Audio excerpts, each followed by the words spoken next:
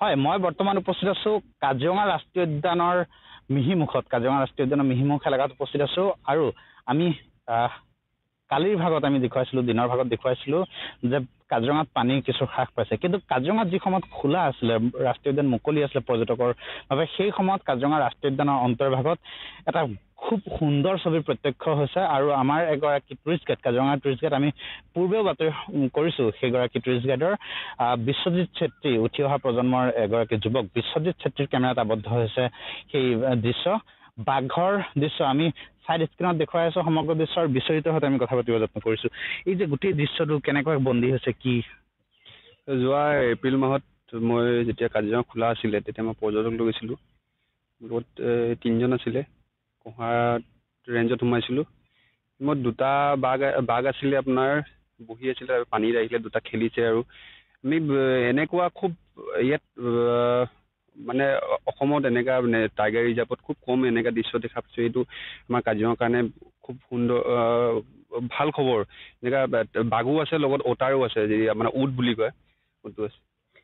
এই যে দৃশ্য বন্দী হৈছে, জেনেৰেলি দেখা পোৱা নাযায়। পৰ্যটকসকলে বহুত কষ্ট কৰে বাঘ চাবৰ কাৰণে। কাজিৰঙাত আচলতে গঁড় চাবলৈ যদিও আহে, কিন্তু বাঘ চাব বিচাৰে, কাৰণ কাজিৰঙা ৰাষ্ট্ৰীয় উদ্যান যিহেতু পাঁচটা জন্তুৰ ইয়াত আৱাসস্থল।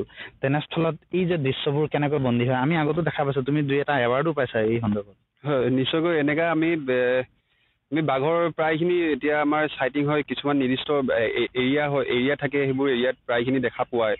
আৰু সেই তাত আমি এনেকৈ টাইম লৈ যাওঁ, যেনেকৈ 3:30 পৰা 4:30লৈকে চান্স থাকে। তো সেইটো টাইমত আমি সেইটো জেগাত আমি ৰখি থাকোঁ বাঘৰ কাৰণে। তো সেইটো সময়ত আমি আমাৰ লগত পৰ্যটক থাকে, পৰ্যটকো আমি লৈ যাওঁ, তাতে আমি ৰখি থাকোঁ। কেতিয়া কোনটো জেগাত এইটো পাইছিলা, কোনটো স্থানত পাইছিলা? প্ৰায়খিনি এবাৰ বিগত পৰ্যটকৰ যিবিলাক খোলা আছিলে, সেইটো সময়ত আমাৰ আপোনাৰ প্ৰায়খিনি কহৰা ৰেঞ্জত এবাৰ ভাল চাইটিং হৈছে, দেখা পাইছোঁ। এবাৰ খুব বেছিকৈ দেখা পাইছোঁ কহৰা ৰেঞ্জত। এই যে ফটোগ্ৰাফ বা ভিডিঅ'গ্ৰাফখিনি কৰা হয়, বা এইখিনি বিভিন্ন তুমি স্থানত পঠিওৱাইছা বুলি গম পাইছোঁ, তেওঁলোকৰ পৰা কিবা এৱাৰ্ডো পাইছা? শেহতীয়াকৈ কি এৱাৰ্ড পাইছা, কি পুৰস্কাৰ লাভ কৰিছা? এনেই আমাৰ ভিডিঅ' যেনেকৈ কম্পিটিশ্যন হয়, বাহিৰতো হয়, অসমতো হয়। এৱাৰ্ড বুলি কথা নাই, এতিয়া এৱাৰ্ড এনেকা দিওঁ মাজে মাজে। আৰু এতিয়া আমাৰ কাজিৰঙা বন্ধ হৈছে, এতিয়া ক'ভিডৰ কাৰণে বন্ধ হৈ আছে, বা অহা বছৰ খুলিব।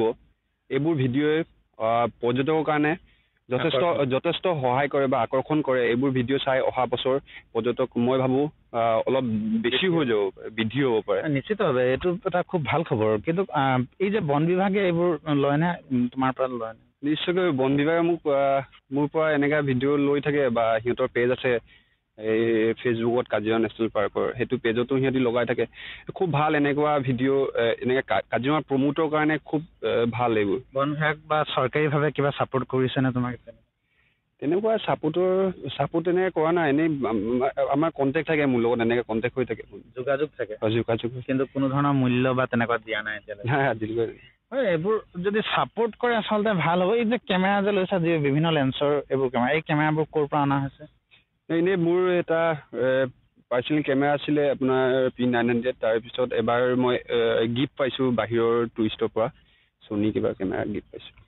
আচলতে সুন্দৰ কেমেৰা কৰাৰ কাৰণে, সুন্দৰ ভিডিঅ' নিজৰ কেমেৰাত কেপচাৰ কৰাৰ কাৰণে বিভিন্নজনে উপহাৰ প্ৰদান কৰিছে কেমেৰা। আৰু আমি জানো ইতিমধ্যে কেইবাস্থানতো পুৰস্কাৰ লাভ কৰিবলৈ সক্ষম হৈছে। বিশ্বজিৎ ছেত্ৰী নামৰ এই যুৱকজনে লাভ কৰিছে, কাজিৰঙা কহৰা নিবাসী। আমি আশা ৰাখিছোঁ বন বিভাগেই হওক বা চৰকাৰী পক্ষই অকণমান যদি সহযোগ কৰে, কাৰণ কাজিৰঙা প্ৰমোটৰ কাৰণে, কাজিৰঙাৰ উত্তৰণ বা কাজিৰঙা পৰ্যটকৰ সংখ্যা বৃদ্ধিৰ কাৰণে এই ভিডিঅ'বোৰ বা এই ফটোগ্ৰাফবোৰে যথেষ্ট সহযোগ কৰিব। আৰু আমি এক্সক্লুচিভ এই ভিডিঅ' আমি স্ক্ৰীণত দেখুৱাই আছোঁ, আমাৰ সৈতে শ্বেয়াৰ কৰিছে, আমাক দিছে। আৰু আমি ভাবিছোঁ যে এই কথাখিনিয়ে, এই ভিডিঅ'খিনিয়ে বা এই ফটোখিনিয়ে আচলতে কাজিৰঙাৰ যি পৰ্যটন, এইবাৰ যিহেতু বন্ধ হৈ আছে, পৰৱৰ্তী সময়ৰ যি পৰ্যটন উদ্যোগটোত এক নতুন আশাৰ সঞ্চাৰ কৰিব।